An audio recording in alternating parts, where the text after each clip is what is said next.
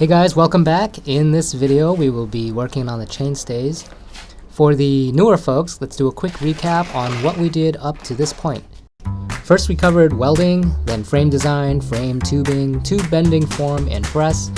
The construction of a frame jig, that one took a while. Tube mitering, tube practice welds, bottom bracket fixture and tack weld, argon back purge setup and welding bottom bracket, fixturing and mitering the main triangle, made purgeable heat sinks, and finally the last video we welded the main triangle. The memories.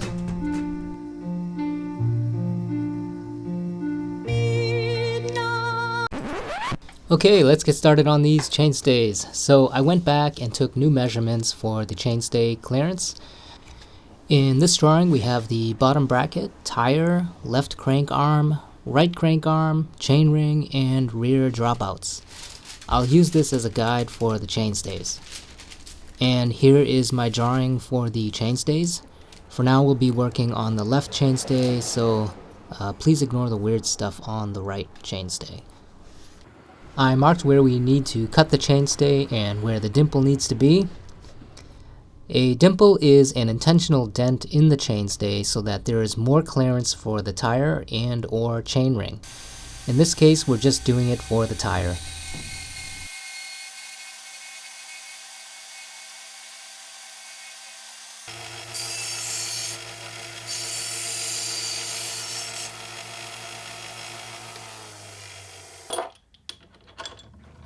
This is the block we will use to cradle the back side of the chainstay while we dent the front side. You can see I'm using a plain old 2x4 and I don't recommend this. I started my cut and realized that the saw will not extend the whole way down to the bottom of the block, so I had to flip it.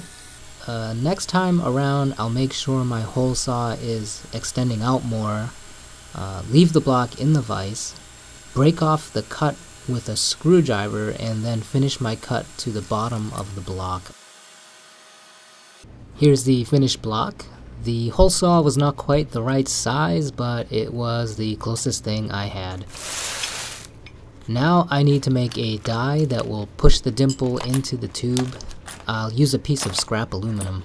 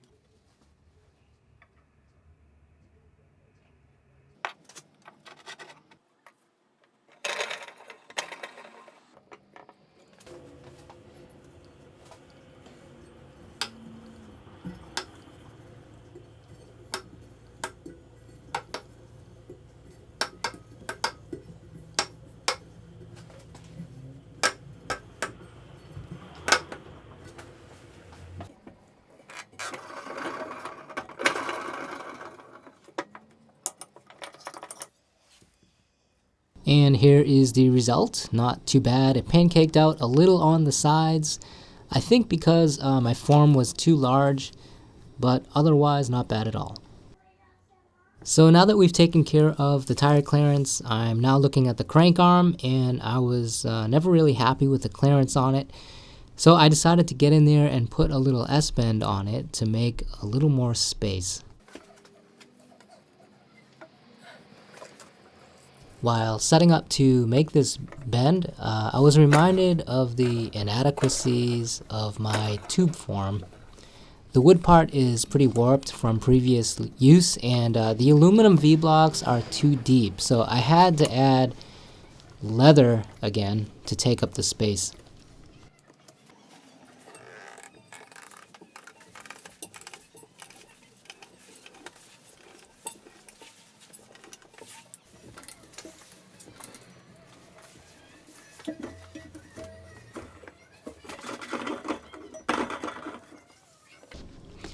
And it basically worked just fine, except that I made 2 small dents further down the chainstay. Now I was at a crossroads. Would I live with these 2 small dents, or would I order a new chainstay and do it again? After sleeping on it, I decided to order a new one and redo it. A part of me, inside was like, come on, really? And the other side was thinking, you've come this far, and here you are in a situation where you've made a mistake that can be fixed, so yeah, I decided to fix it. So again, the show must go on. Let's do the other chainstay. You guys will remember this one. This is the chainstay I messed up about 6 months ago while bending it. You can see the wrinkles on it. I went ahead and gave it an S-bend off camera. This time around, being a lot more careful, and it came out pretty well. So as for the wrinkles, we are not worried about those because this chainstay will get cut before it reaches the tire.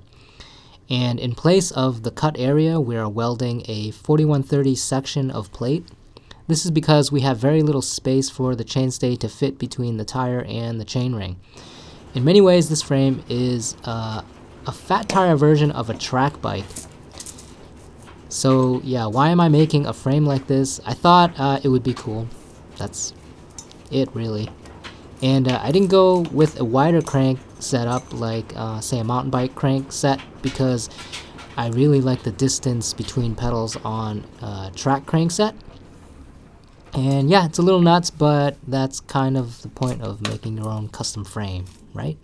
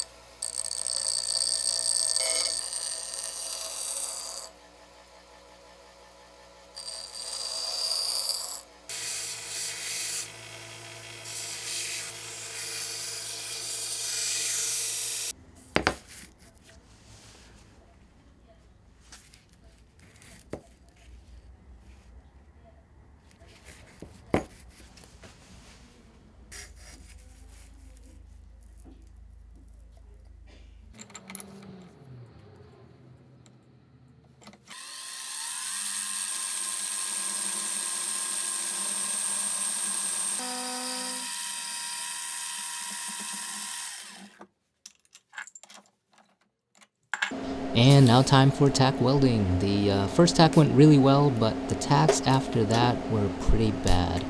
I made several holes, and it took me 3 tries before I finally fixtured the chainstay to the table and used filler rod.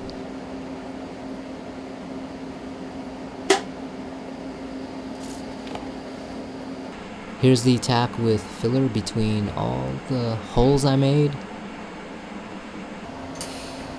Okay, welding time. I always start off on a piece of scrap for a little warm-up and to test my pulse settings. And right away I knew that my usual settings would not work because the plate is so thick. So I increased the duration of the pulse. And now for the real deal.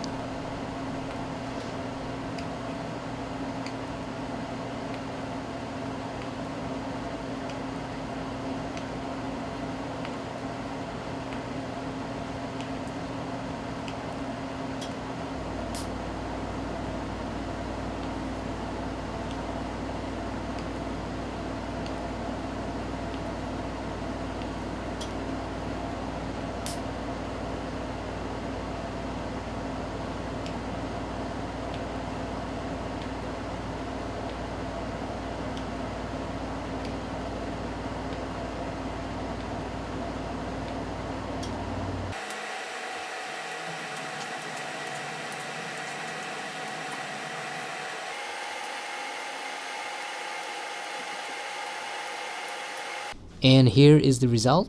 You can see I had to go thicker at the flat part because that's where I had made all the holes. But in the end, it still came out okay. Steel can be quite forgiving. Okay guys, that's a wrap for this video. For the next video in the series, I need to redo the other chainstay. That means I need to bend it again, and there's a few new things I want to try, so please drop in for that, and I'll see you guys later.